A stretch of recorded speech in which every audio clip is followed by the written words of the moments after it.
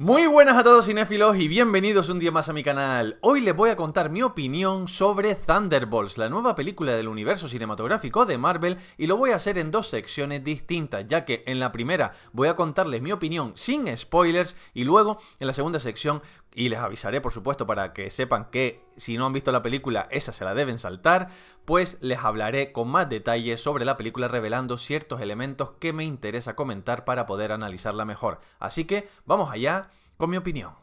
Pero antes de empezar, les animo a que se suscriban al canal y den me gusta al vídeo porque así le ayudan a su visibilidad y también me indican a mí que quieren ver más vídeos de este estilo sobre críticas de películas de estreno. Dicho esto, empezamos. Los Thunderbolts son personajes secundarios dentro del universo cinematográfico de Marvel que ahora tienen su foco de atención en esta película, y creo que la película hace un buen trabajo a la hora de perfilar a los personajes y establecer su conflicto.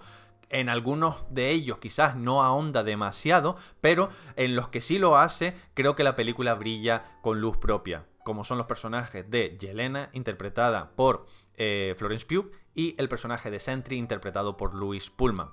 A mí la película especialmente me ha gustado porque creo que trata temas bastante adultos y maduros de una forma bastante satisfactoria, aunque quizás el hecho de que sea un blockbuster de superhéroes es un hándicap para la película en sí misma, porque necesita también entregarnos espectáculo, entregarnos risas, ligereza, y eso contrasta bastante con los temas tan adultos que se tratan en esta historia. Pero aún así agradezco y valoro lo que ha hecho Marvel con esta historia, porque sí que nos regala una película un poquito diferente a lo que nos tiene acostumbrados, y creo que es la primera vez en la que Marvel ahonda por completo en ciertos temas que no suele comentar desde Iron Man 3, ¿no? Que Tony Stark sufría de estrés postraumático tras los eventos acontecidos en Los Vengadores, y en esta película creo que se lidia con la salud mental, con los traumas pasados, con la depresión, de una forma bastante estimulante.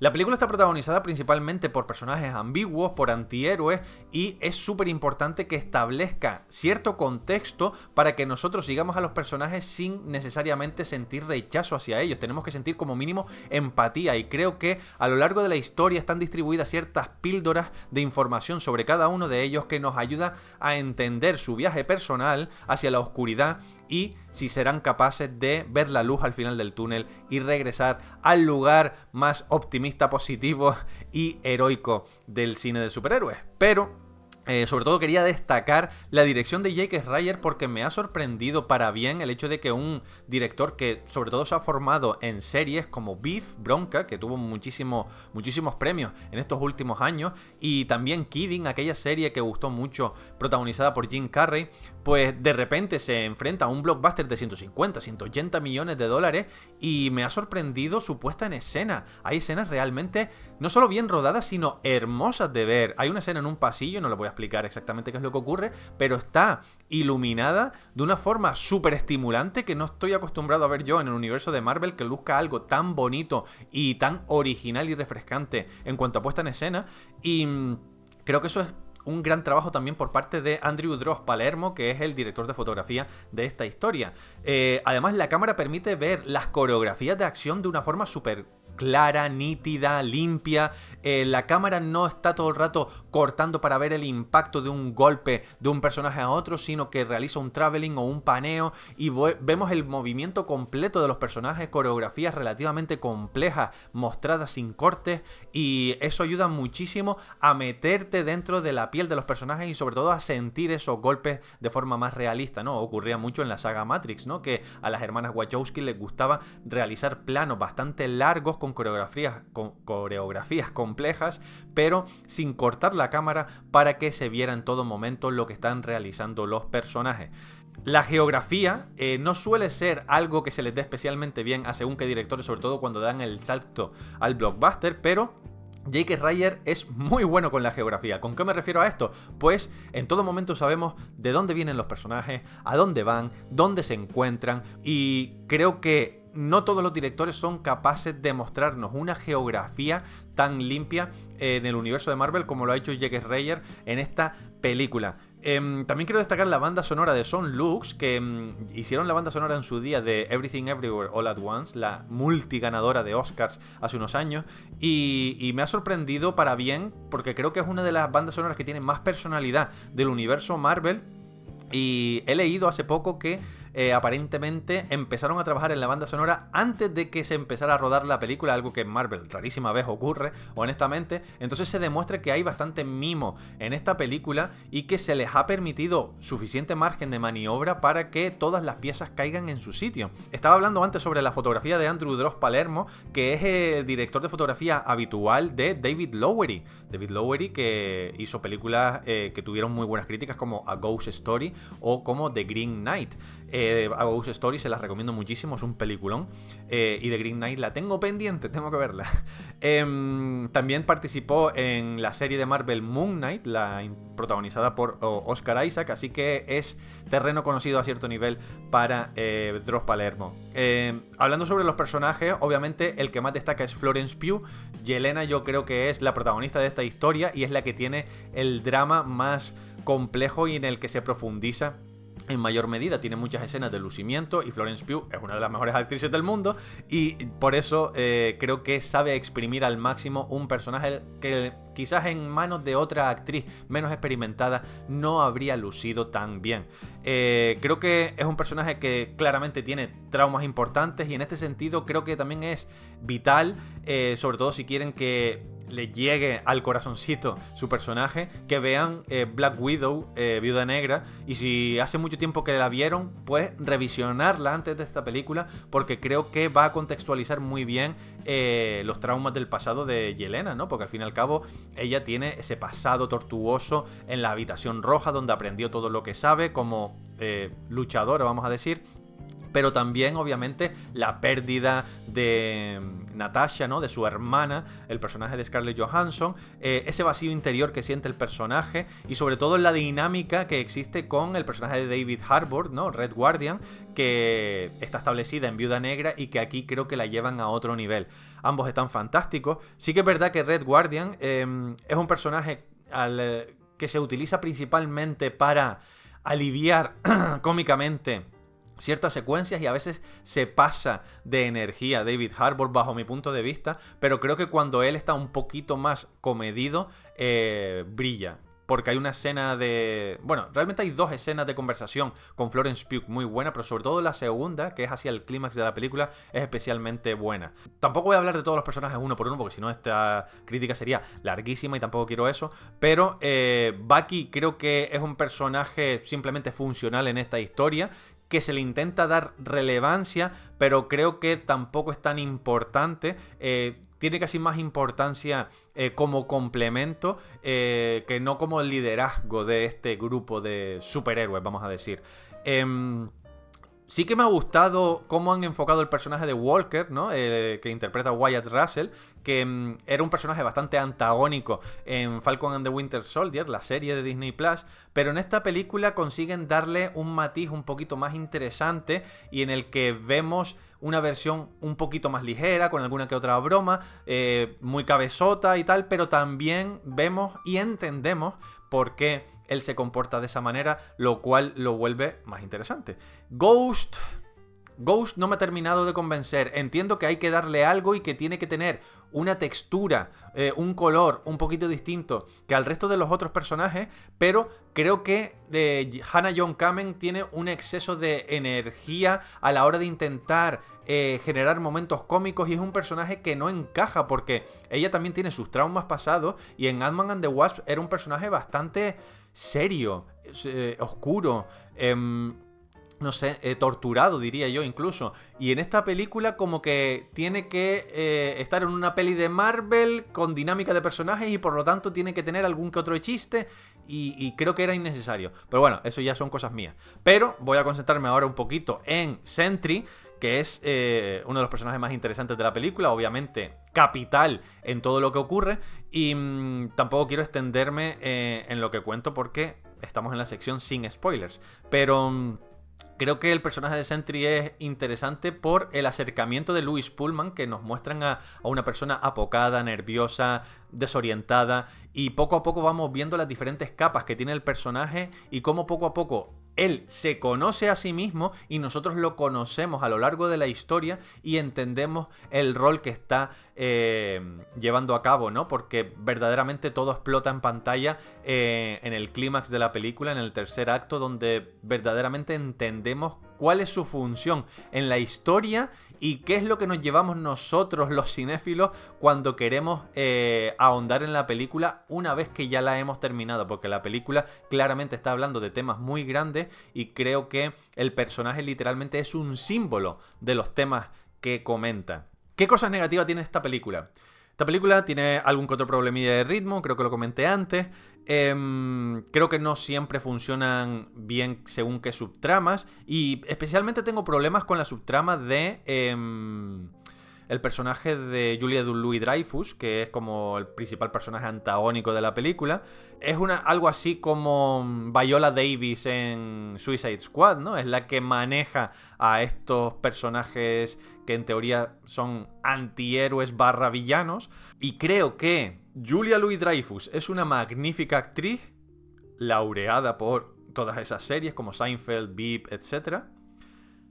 Pero creo que sus instintos como actriz tiran tanto hacia la comedia que este personaje, que debería ser más oscuro y retorcido, no le termina de salir del todo bien, porque veo ciertos mecanismos en sus reacciones que me hacen sentir como que su cerebro le está pidiendo llevarlo a un lugar más cómico y más ligero.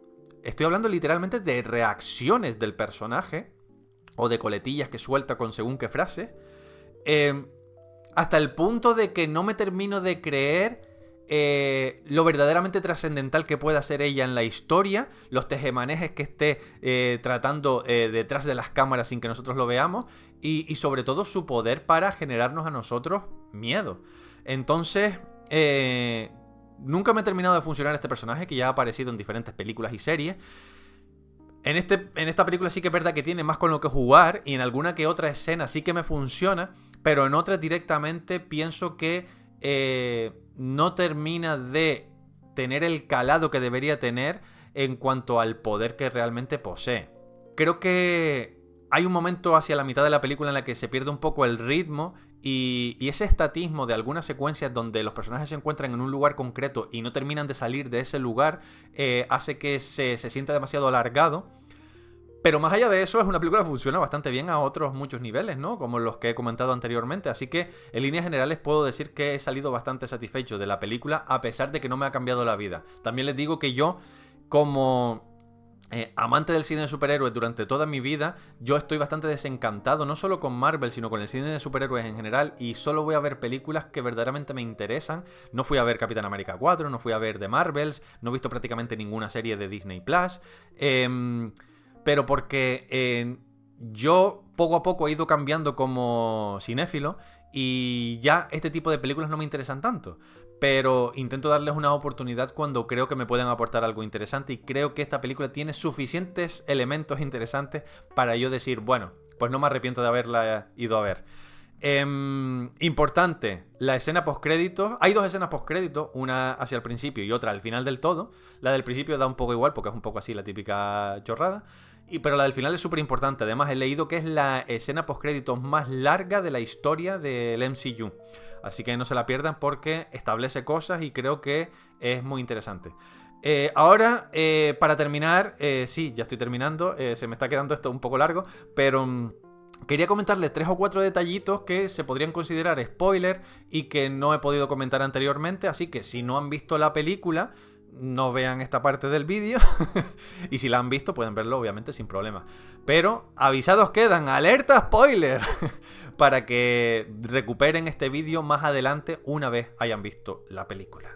Vale, ahora puedo hablar sin miedo, ya que saben perfectamente que estamos en la sección spoilers, y quería hablar sobre Sentry. Sentry, para mí, es una metáfora de la depresión, de cómo la oscuridad literalmente te engulle cuando estás en un momento de tu vida en la que lo ves todo negro. La película te lo muestra de forma literal, cómo la oscuridad se come a la gente y llevan a ese lugar tan oscuro del que muchas veces es difícil salir a los personajes, pero no solo a los personajes principales, sino también a los ciudadanos cuando Sentry ataca la ciudad. Y creo que es un personaje muy interesante porque rara vez Marvel utiliza un villano, vamos a decir, porque Sentry no es tanto un villano, pero bueno, utiliza un villano como metáfora de una emoción muy concreta y muy importante del ser humano. En este caso, eso, la depresión y el trauma, el vacío existencial, tu incapacidad para entender cuál es tu rol en el mundo. Y todos nos hemos sentido así en algún momento de nuestras vidas, a lo mejor no en todos estos aspectos, pero sí en uno de ellos, ¿no? Hemos sentido una tristeza de la que sentimos que no vamos a conseguir salir, y creo que la película hace algo súper interesante en ese sentido, porque cuando habla de la depresión te lo muestra de forma literal, pero también es lo suficientemente articulada o sutil en la forma en la que los personajes lidian con ello, como para que tengas ambas versiones, ¿no? Tienes la versión así un poquito más desarrollada y luego tienes la obvia in your face de literalmente la oscuridad se cierne sobre nosotros, ¿no? Entonces creo que la película sabe jugar muy bien sus cartas en ese clímax de la historia. Y hablando del clímax, lo que les contaba antes que no podía desarrollar es que literalmente la película termina no con explosiones, sino literalmente con todos los protagonistas en una habitación hablando sobre lo mal que se sienten y cómo verdaderamente podemos salir de esa oscuridad si nos apoyamos mutuamente, ¿no? Y creo que es un mensaje bonito, esperanzador, y que verdaderamente redondea a cierto nivel el personaje de Sentry, porque podría haberse quedado simplemente como un tío al que se le pela el cable, y como le han tratado mal en el pasado, pues ahora voy a pagarlo con el resto del planeta, pero no.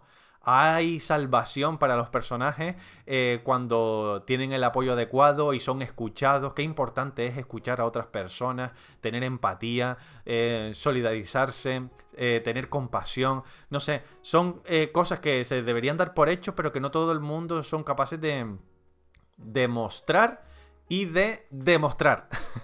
Así que en ese sentido creo que chapó por Marvel por haber hecho este tipo de final. La escena postcréditos, claro, todo el mundo está hablando de la escena postcréditos. Efectivamente, todo lo que se rumoreaba se ha convertido en realidad, y al final de la película se muestra que los Thunderbolts, el asterisco significa que verdaderamente son los nuevos Vengadores, no los Dark Avengers, como decían algunos, ¿no? Los Vengadores Oscuros, sino los nuevos Vengadores, que hay cómics que se llaman así, New Avengers. Claro, hay una cosa que no he escuchado todavía en ninguna crítica, también es verdad que he leído pocas.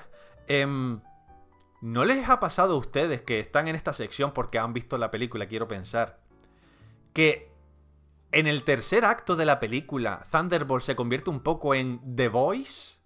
O sea, literalmente el personaje de Elizabeth Shue en The Voice, la serie esta de Prime Video, ¿no? De los superhéroes, es el personaje de Valentina. Valentina se llama, ¿no? El personaje de Julia Louis-Dreyfus.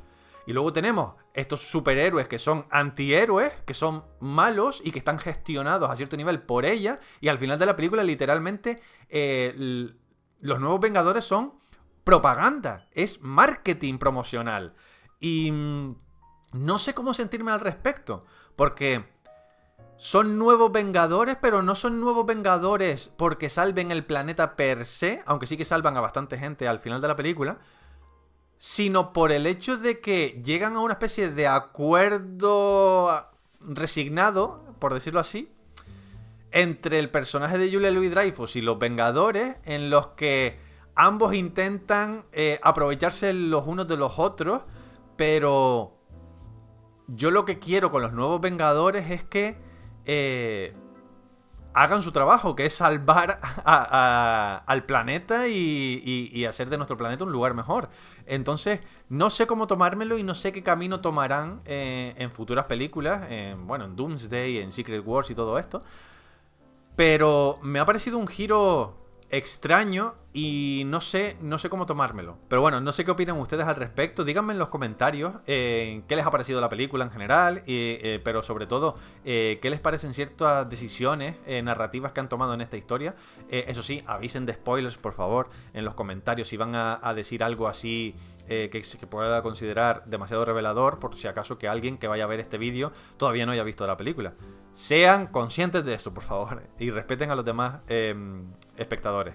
Esto ha sido todo por hoy, cinéfilos, así que si han disfrutado de este vídeo, les animo a suscribirse al canal, dar me gusta al vídeo, activar la campanita para que no se pierdan futuros vídeos del canal, y quiero comentarles que tienen disponibles en el canal un vídeo en el que hago una comparativa entre Tim Burton y Wes Anderson, sus influencias, su estilo. Me hago la pregunta de si se repiten como cineastas o si verdaderamente siempre intentan aportar algo nuevo. Creo que quedó bastante informativo y hubo mucha investigación detrás, así que por favor apóyenlo. Y luego también he publicado recientemente un vídeo donde respondo a sus preguntas, las preguntas que me han hecho en los comentarios de los vídeos, en las redes sociales, en Instagram, en Twitter y tal. He respondido a todas esas preguntas y creo que ha quedado un vídeo bastante chulo donde me abro a ustedes y es un vídeo bastante más cercano de lo habitual. Y bueno, ya saben que dentro de 10-12 días es el Festival de Cannes y voy a subir probablemente un vídeo al día y luego haré directo con el palmarés del Festival de Cannes donde podrán ver la celebración de esa gala conmigo. Pero bueno, que me callo ya, que muy pronto van a tener más vídeos, pero hasta entonces, nos vemos en el cine.